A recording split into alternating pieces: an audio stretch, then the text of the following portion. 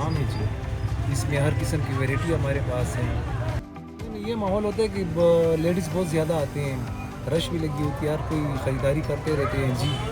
और शुक्र है कि ईद में हमारा काम बहुत अच्छा होता है। बस कपड़ों की कंडीशन तो ये है कि इसमें तो कोई कौन सा अगर डैमेज हो तो हम फिर वो नहीं बेचते ना, तो वो तो हम हटा लेते हैं ना। और बाकी शुक्र है हमारे पास ऐसी वैरायटी है कि उसमें सेकंड में हम ऐसी यूज़ नहीं लेते। ये आते हैं कराची से, हमारे पास है लॉन है, लिनन है, शादी ब्याह की भी हमारे पास है, सब कुछ वैरायटी हमारे पास है। स्कार्फ है, इसमें ये दुपट्टे हैं हमारे पास।